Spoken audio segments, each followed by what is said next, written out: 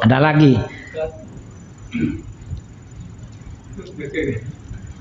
Lepas ini ibu lagi. Assalamualaikum warahmatullahi wabarakatuh. Terima kasih atas kesempatan Pak Kiai. Memang fenomena pemahaman Wahabi terutama Salafi Pekanbaru ini cukup signifikan lah seperti itu. Cuman yang menjadi pertanyaan dari terutama saya, mereka membid'ahkan itu ataupun katakanlah menyalahkan itu juga memberikan dalil yang ya bagi kami sebagai orang awam ini cukup kuat lah seperti itu, dan mereka menyebutkan hadisnya seperti ini. Nah tentu kami sebagai masyarakat yang awam juga akan percaya seperti itu dengan memberikan dalil-dalil. Yang kedua, dari paparan tadi, apakah pemahaman Wahabi ini termasuk boleh dikatakan oleh istrinya pemahaman yang menyimpang atau boleh dikatakan sesat seperti apa? Terima kasih. Assalamualaikum warahmatullahi wabarakatuh. Jadi begini ya, aliran-aliran sesat itu menyampaikan kesesatannya pakai dalil, kadang pakai Al-Quran. Dan di Al-Quran memang diterangkan ada orang sesat karena Al-Quran itu ada. Makanya di Al-Quran dikatakan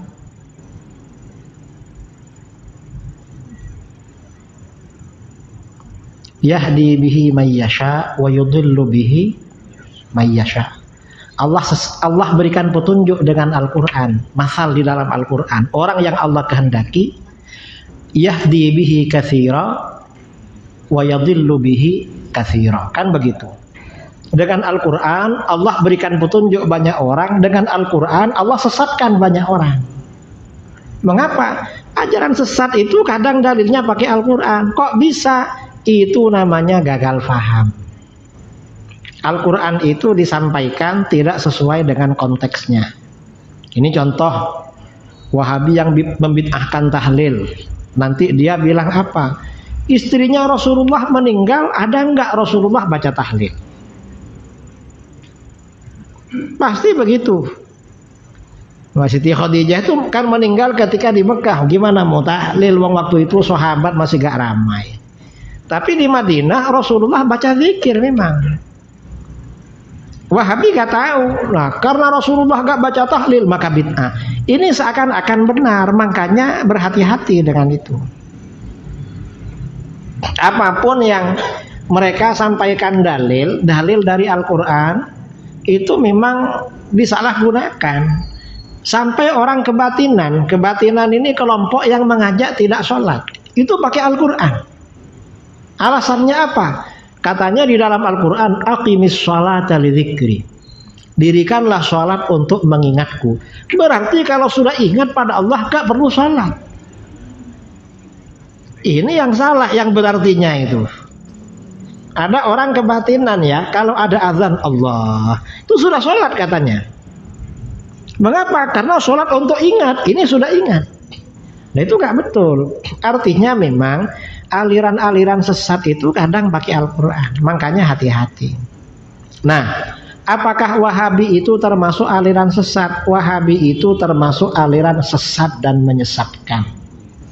Itu kesepakatan ulama mazhab 4 Ahlus Sunnah wal Jamaah.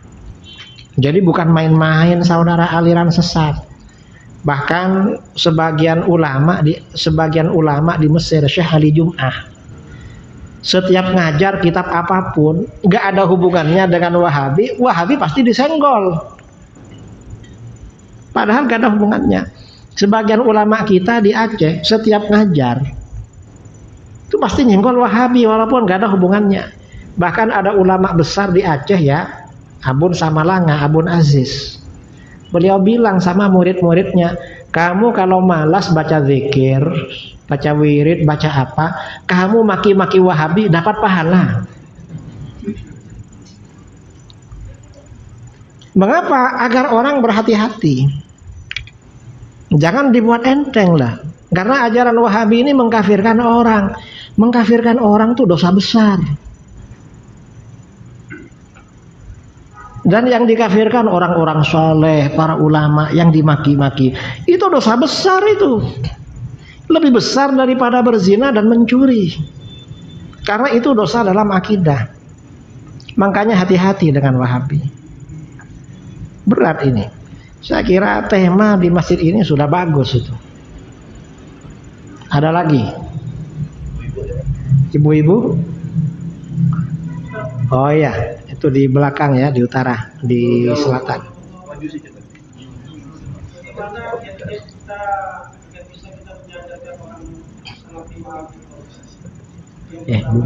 Bukunya. Assalamualaikum warahmatullahi wabarakatuh. Yang pertama, Pak Ustaz, bagaimana kita kira-kira untuk menyadarkan orang salafi Wahabi ini, Ustaz? Terus bolehkah kita berimam dalam sholat kepada orang yang salafi Wahabi ini, Ustaz? Assalamualaikum warahmatullahi wabarakatuh. Untuk menyadarkan mereka itu pertama dengan ilmu. Kalau mereka menyampaikan sesuatu maka direspon pakai ilmu. Saya ini bawa buku hadiah untuk Ustadz Ridho yang bawa saya. Buku Pintar Berdebat dengan Wahabi. Insya Allah ini jilid 1 sama jilid 2. Insya Allah kalau cuma Wahabi Pekanbaru cukup pakai buku saya. Karena Wahabi Pekanbaru gak ada yang pandai. Ini didengar marah-marah Wahabi nanti. Langsung dikonter besok sama video Wahabi. Ya, dan coba lihat video saya tiap hari di Instagram atau di Facebook atau di YouTube. Itu hanya 1 menit. Setiap persoalan kadang pakai ayat Al-Quran atau pakai hadis. Sampaikan itu. Karena Wahabi, ajaran-ajaran sunnah dilarang semua. Mereka ini kan gak pernah ke kuburan. Katanya sunnah, Rasulullah tiap malam ke kuburan. Lalu mereka bilang, oh gak apa-apa ke kuburan. Tapi mendoakan ahli kubur, jangan mendoakan diri sendiri. Loh, kata siapa? Rasulullah mendoakan dirinya juga di kuburan yang diajarkan. Wahabi ini bikin ajaran-ajaran baru, gak sama dengan ulama dulu, lalu bilang salaf. Salaf yang mana? Makanya hati-hati. Jadi memang ya perlulah. Kalau ingin menyadarkan ya pakai ilmu. Kalau gak bisa sendiri ajak ke ustadz-ustadz di Pekanbaru. Ustadz-ustadz Ahlus Sunnah. Kan sebagian ustadz aswaja di Pekanbaru ada yang mantan Wahabi. Yang mantan Wahabi itu biasanya lebih mudah ya untuk menyadarkan Wahabi. Dan alhamdulillah di negeri kita ini sudah puluhan ustadz-ustadz Wahabi yang sudah bertaubat. Yang nggak mau taubat itu ya ustadz-ustadz Riau ini.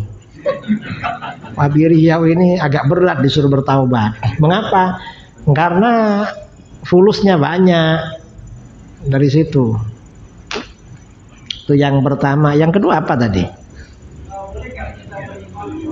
Kalau bermakmum kepada Wahabi hukumnya makruh.